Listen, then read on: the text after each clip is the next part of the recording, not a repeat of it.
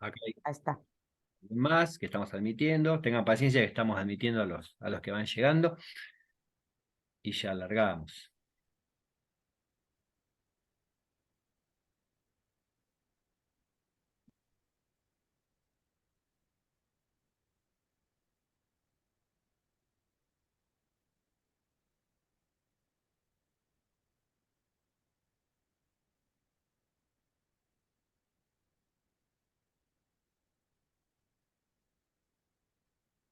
Bueno, creo que quedamos ahí, Mica. Si Sí, aparece alguien más, yo los vas.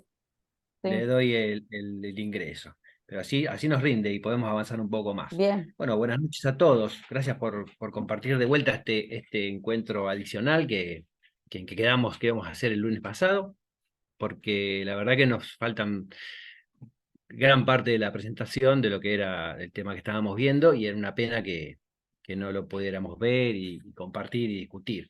Así que si les parece, hacemos esta sesión, por ahí da para una más, porque son cada vez más cortitas las del Zoom, y después ya, bueno, que fluya y nos encontraremos en el próximo seminario. Pero más que nada también porque no se tienen que atrasar los encuentros para poder hacer las actividades programadas y largar el quinto seminario. ¿Mm? Nos corren los tiempos también con eso. Si quieren, voy a compartir la pantalla en el sitio donde había quedado la semana pasada. Ustedes me dirán si les resulta familiar lo que están viendo, si habíamos quedado acá. ¿Se Sí, acuerdan de esta parte? ahí Estábamos en se la ve. cuestión balística y todo lo inherente a la documentación de las cosas tal cual están, ¿sí? Tal cual están en la escena. Dijimos también que había muchos motivos y ocasiones en las que la escena se modificaba, muchas veces por caso de fuerza mayor, no lo vamos a evitar, no lo vamos a negar, sería necio de nuestra parte. Viene el servicio médico de emergencia, interviene, mueve las cosas, modifica la indumentaria de la víctima, deja desechables en la escena que no son propios de la comisión del delito, y también pasa que estamos en una zona peligrosa, los familiares están muy conmocionados, nerviosos, hay discusiones y hay armas de fuego en condiciones de ser disparadas muy cerca de ellos. A veces por precaución el personal las toma, porque de esa manera está tratando de evitar que se produzca un mal mayor. Y bueno, después los diferentes operadores de justicia determinarán si eso fue una decisión acertada, si realmente se justifique y demás. Yo entiendo que sí. Ahora, hacerlo por hacerlo, obviamente, es condenable.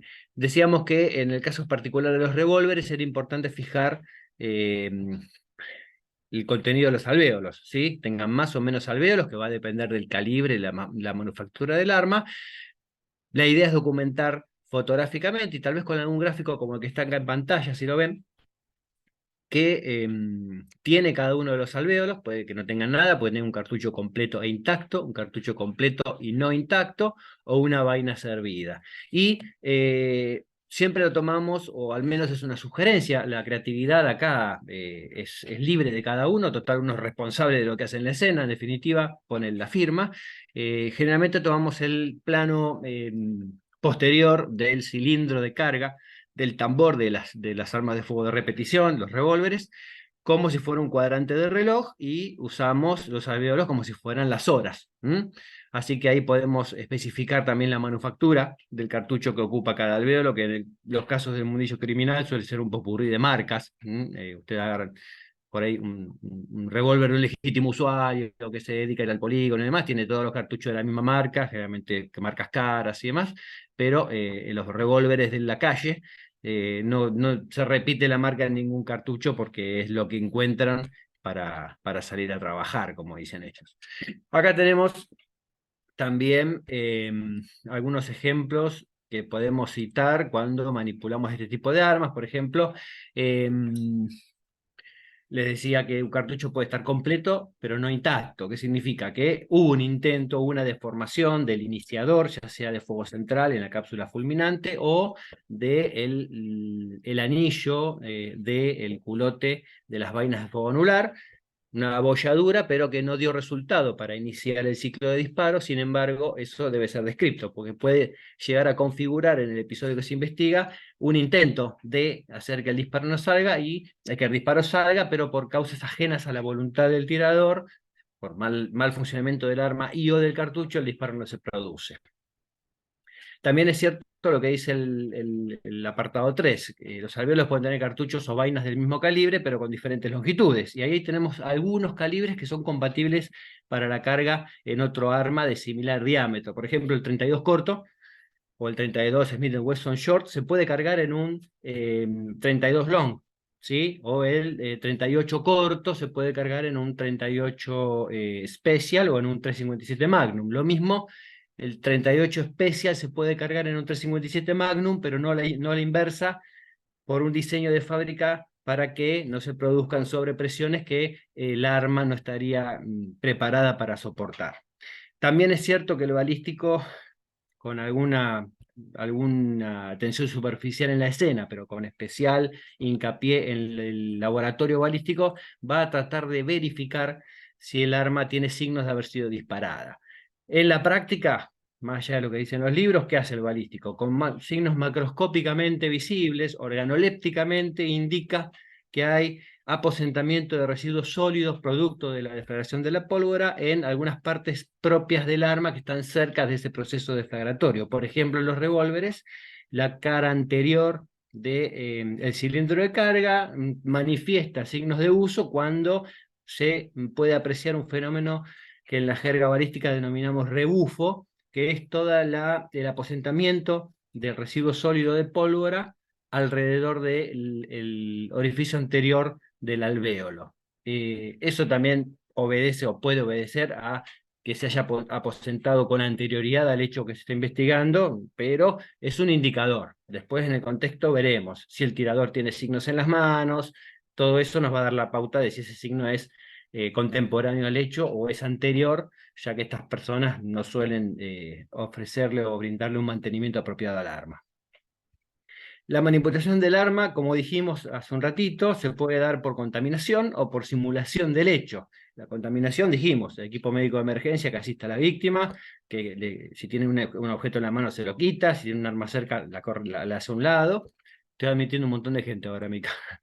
Y también el personal de seguridad que llega a un lugar que es hostil a la presencia policial, hay un arma en el piso y lo más probable es que deliberen un ratito entre ellos y alguien tome el arma dejando constancia con un testigo, si toma el recaudo con un testigo, le explique, mire, vamos a tomar ese arma porque este lugar es feo, se está juntando mucha gente, entonces es una zona peligrosa, diría GPS, vamos a tomar el arma para evitar que esto se complique. Y también tenemos las simulaciones de hecho cuando el arma se manipula una vez cometido el hecho criminal a manos de terceras personas, se manipula el arma para hacer parecer la escena como que se cometió un suicidio. Y en realidad tenemos manipulaciones de terceros que seguramente están relacionados con el homicidio. Por último, acá lo que tenemos es la adaptación de cartuchería de otros calibres. El típico caso del 22 largo rifle, que se le aserra el domo El del lápiz para proyectil. trazar línea larga. Dale. Los lápices para escribir. Ahí vamos a silenciar a Gisela. Se le aserra el saliente de plomo para que pueda cargarse en el alvéolo, los alvéolos del cilindro del 22 short o el 22 corto, y de esa manera el cilindro pueda girar sin inconveniente.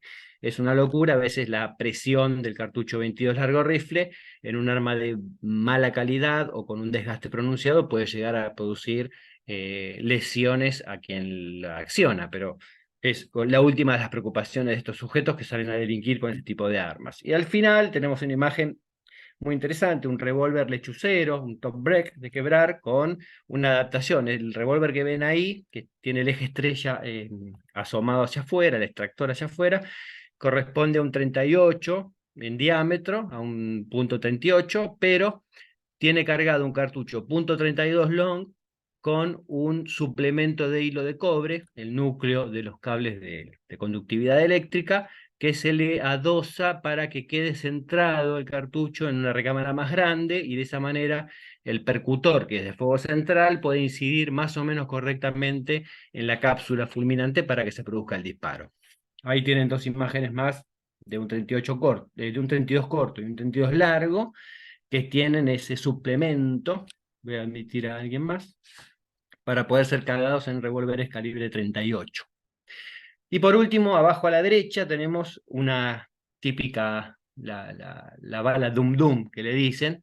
Este aserramiento en forma de cruz no es casual, se efectúa en las balas de plomo desnudo, tal como sucedió a fines del siglo XIX en el arsenal de Dum Dum en Calcuta, en la India, donde las tropas británicas hacían unas muescas en forma de cruz para dispararle a los hindúes que querían expulsarlos de su territorio, y ellos les daban de esa manera, con esta marca en los núcleos de plomo, una dosis de cristianismo, ¿no? Y pudieron observar de manera rudimentaria pero efectiva que aquellos sujetos que recibían un impacto con esta modificación en las puntas de, de la munición que disparaban con sus fusiles, tenían heridas mucho más importantes y mucho más desgarrantes que los que recibían un proyectil de plomo macizo sin modificación. Entonces, pasaron de hacérselas ocasionalmente a manera de broma o de jactancia de la cuestión religiosa,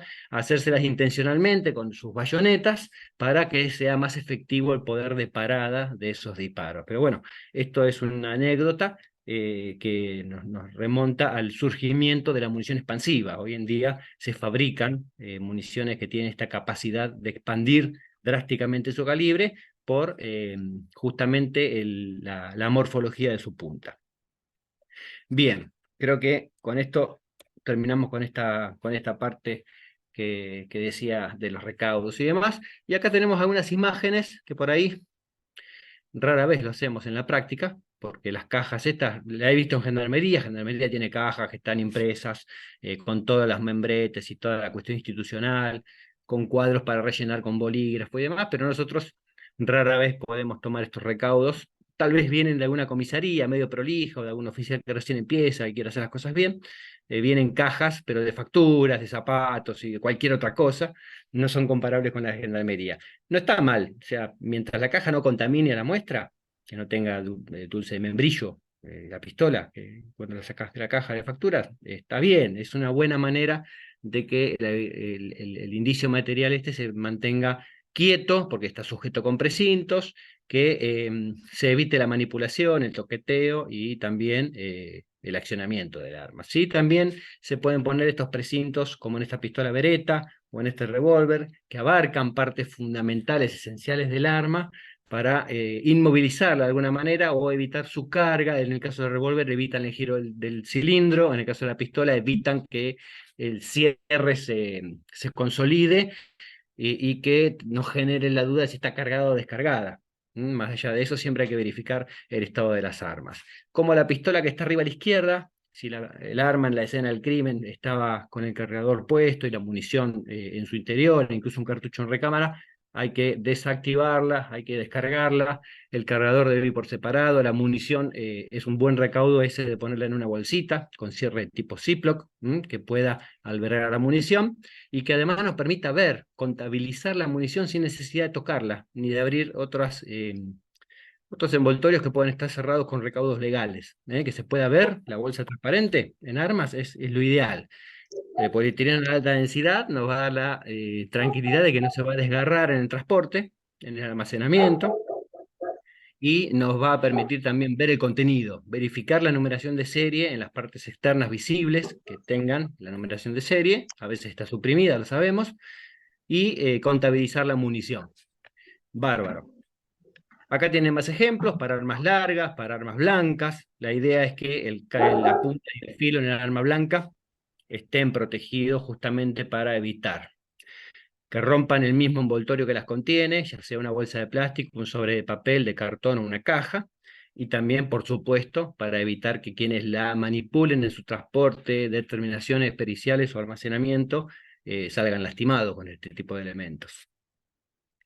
Avanzando un poco, tenemos también dentro del universo del interés pericial balístico la posibilidad de tomarle residuos de disparo a personas o a cadáveres. En ese sentido se usa la misma técnica. En las personas, no en los cadáveres, hay más premura por tomarles la muestra. ¿Por qué? porque la persona es un ser vivo que está respirando, que está transpirando, que se frota las manos, se las lava, se las mete en los bolsillos, y necesariamente esas partículas que no están firmemente adheridas en un sujeto que se frota las manos todo el tiempo, o que está exudando por el nerviosismo del momento, puede llegar a reducir la posibilidad de encontrar cuantitativamente residuos de disparo. Ustedes saben bien, y si no igual lo vamos a decir, porque acá tenemos concurrencia diversa, que la técnica que se utiliza hoy en día es esta, la del microscopio de barrido electrónico. Se muestrea con un STUB, con un dispositivo colector que ya viene predeterminado, con un disco de grafito para eso, y lo que se busca es una partícula microscópica, invisible a simple vista, pero que justamente con un haz de electrones que irradia el microscopio de barrido electrónico, no solamente detecta la partícula que es característica en su forma y en su composición, sino que también nos dice en qué cantidad está. Se puede identificar, digamos, la densidad que hay, y la técnica hoy en día, antes se creía que o se sostenía que con 2 de los 3 componentes elementales en los fulminantes de armas de fuego estaba determinada la presencia de la partícula, pero hoy se requiere la presencia de los 3, tanto el plomo como el bario como el antimonio, que suelen estar en la mayoría de los fulminantes o de los compuestos fulminantes de las armas de fuego, ya sean de fuego central o de fuego anular. El microscopio de barrido electrónico viene con una demora consistente en las determinaciones, tiene una agenda muy grande, y hay 2 microscopios, hasta donde yo sé, en la Superintendencia de Policía Científica, más alguno que esté perdido por Gendarmería o por la Procuración. Pero el grueso del trabajo, todos sabemos que va a ser la policía, y generalmente las fechas que dan para determinaciones son de años, ¿sí? Eso, digamos, empobrece un poco la posibilidad de aportarle a la investigación criminal un dato importante, como es el hecho de que una persona tenga residuos de disparo en las manos, si se lo sospecha como el autor del hecho, o que no se esclarezca un suicidio, ¿sí? Pero lamentablemente, mientras no se consigan más equipos o se repartan bien por toda la jurisdicción de la provincia, ese cuello de botella va a ser insalvable. Estas determinaciones, además, son muchas las que ocupan la agenda del microscopio, porque no solamente se toman muestras de las manos de personas o de cadáveres, sino que también de prendas de vestir, por ejemplo, los puños de las prendas de manga larga, los pómulos del tirador de arma larga, el interior, la cara interior o superficie interior de un rodado automotor, de un microautomotor, también son pasibles de ser muestreadas para determinar la presencia de la partícula GSR. Así que imagínense la cantidad de muestreadores que llegan diariamente al laboratorio para pedir turno de pericia. Es un infierno. Acá tienen, por ejemplo, los frascos, que pueden ser de vidrio o de policarbonato. Suelen agregarse de estos rótulos que nos indican qué es lo que la gente, el personal del microscopio encarece que hagamos, que le pongamos el nombre y apellido de la persona que le estamos muestreando, y cuál corresponde a mano izquierda y cuál a mano derecha, o en el caso de ser alguna de estas otras superficies que yo les mencionaba, ponérselo abajo, en otro, detallar someramente de qué lado estamos, de dónde estamos obteniendo la muestra. Acuérdense que, como cualquier otra evidencia física, estos tubos van acompañados con una copia del acta, donde hay más detalles acerca de las circunstancias y el contexto de la investigación, fecha y hora de toma de la muestra, lugar donde toma la muestra, y alguna otra especificación que se quiera poner, el perito responsable de tomar la muestra, y si está la firma del testigo, todas esas cuestiones que son propias del proceso penal. A ver si podemos seguir avanzando con esto. Bueno, acá ya terminó la cuestión balística, esta somera que estamos dando en esta instancia de la diplomatura, y pasamos a lo que son los indicios de naturaleza documentológica, o lo que hoy se ha cambiado por el nombre investigaciones poligráficas. En la escena del crimen, rara vez vamos a ponernos a investigar si hay un registro de conducir apócrifo. Lo que más vamos a encontrar en los escenarios criminales, también comprende las escenas de suicidio, son notas de despedida, ¿sí? O por el contrario, amenazas, ¿sí? O por un secuestro extorsivo, una esquela, disfrazando de alguna manera la identidad del puño escritor con recortes de letras de los diarios, para que cada vez hay menos diarios en papel. Algún impreso para hacer impersonal la escritura, para que justamente no se nos vincule a una amenaza de muerte o a un pedido de rescate, pero toda esa documentación es importante porque después se pueden hacer cotejos caligráficos para ver la identidad del puño escritor o el puño ejecutor, y también obviamente sobre este tipo de soportes, como ustedes saben, podemos hacer algunas determinaciones para ver la posibilidad de encontrar rastros papilares. Muchas veces se usa el reactivo magnético, se utiliza eh, reactivos químicos también, que lo que ofrecen por ahí es un resultado vistoso, pero van en detrimento de la naturaleza del soporte. Esos reactivos, la ninhidrina, por ejemplo, tiñe permanentemente al papel. Entonces es importante tener la autorización del fiscal, haciéndole saber que ese tipo de determinaciones químicas o de naturaleza química van a modificar la naturaleza de la muestra. Capaz que el funcionario prefiere preservar la esquela tal cual está y dirigir la investigación por otro lado. Acá tenemos entonces una especie de punteo de las situaciones en escenarios criminales o allanamientos o vehículos automotores donde podemos toparnos con indicios de este tipo de naturaleza. En cuanto a lo químico, ya sabemos lo de siempre, la sangre, el semen, los filamentos de aspecto piloso y demás, pero también podemos estar en presencia de precursores, drogas de abuso o incluso acelerantes de combustión. Acá tienen también un raconto de lo que podemos llegar a encontrarnos para derivar a un laboratorio químico y dentro del área a cualquiera de sus especialidades, en ocasión de hacer criminalística de campo, ¿no? De ir a un allanamiento, a un escenario criminal, donde, por ejemplo, las cocinas de drogas sintéticas son un punto delicado a tener en cuenta, porque ahí corre riesgo nuestra integridad física, la del equipo pericial, justamente por la presencia de sustancias tóxicas e incluso explosivas que se pueden utilizar en este tipo de industrias.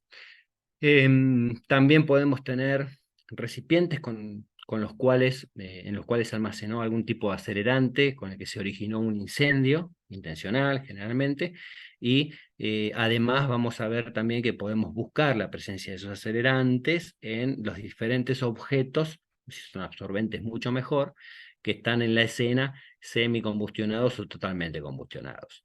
Las prendas de vestir también, muchas veces se puede sospechar, y ahí entran en juego los caracteres organolépticos de los hidrocarburos aromáticos, principalmente para sentir que una persona, así como le sentimos olor a alcohol porque estuvo tomando, bueno, tiene olor a querosén, tiene olor a nafta del auto, ¿sí? O a gasoil. En ese sentido se pueden secuestrar sus prendas y embalarlas apropiadamente para que después espectrofotometría infrarrojo determine la presencia de acelerantes de combustión o no.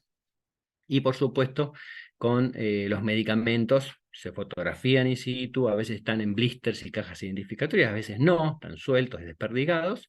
Se fotografían y se secuestran para que o bien se determine mediante vademecum cuál es la droga en que consiste esta píldora, esta pastilla, este comprimido, o bien se haga un análisis cualitativo mediante alguna de las técnicas cromatográficas en el laboratorio químico con el procedimiento adecuado. Ahí me avisó Mica que el sistema que se está por Sí, terminar esto, lo ¿sí? vi. Quedan 10 minutos. Sí. Si les parece, hacemos dentro de 5 minutos un corte, 10 minutos de pausa y nos volvemos a conectar. Avanzando con esto, tenemos imágenes de referencia, ¿sí? Bueno, con las fiestas electrónicas y las drogas de diseño, vamos a ver que hay pastillas de todo tipo, todos los colores, y con incluso impresiones en bajo relieve que las identifican. Pero bueno, eso la gente de narcocriminalidad lo tiene muy bien claro. Nosotros como peritos vamos a documentar gráficamente de una manera exhaustiva la presencia de estas pastillas, cantidades y ubicaciones, y vamos a tomar las muestras del caso, salvo que estas personas especializadas en este tipo de investigaciones quieran hacer determinaciones in situ con reactivos específicos también, para lo que podemos brindar nuestra apoyatura en cuanto a la fotografía y muchas veces incluso terminamos facilitándole los embalajes apropiados para este tipo de sustancias, para ser transportadas sin que corra riesgo la integridad de la sustancia, y a veces incluso vamos más allá y le damos guantes, le damos cadena de custodia, porque ellos no tienen, ¿no? Pero bueno, es un trabajo interdisciplinario y cooperativo entre todos. Ahora vamos a pasar a otra parte nueva, yo lo haría después de la pausa. Mica, no sé vos qué te parece. Sí, como para empezar con un tema diferente. Exacto. Sí. Acá hasta acá, digamos, era lo que faltaba para terminar con las diferentes áreas y dentro de las áreas las especialidades, ¿no? Pero ahora en la recolección de toma de muestras vamos a volver a iniciar como otro capítulo aparte. Así que recién admití a alguien, a ese alguien le digo, no nos vamos porque vos viniste, sino que porque el tiempo de la sesión se acaba, así que hacemos una pausa de 10 minutos y nos reconectamos. ¿Están de acuerdo? Bien, Maravilloso. perfecto. Bueno, Bueno, nos vemos entonces en 10. acordate de lo de la grabación, Mica. Sí, ahí todo lo empiezo a descargar. Bárbaro, gracias. Nos De vemos en nada. 10. Nos vemos.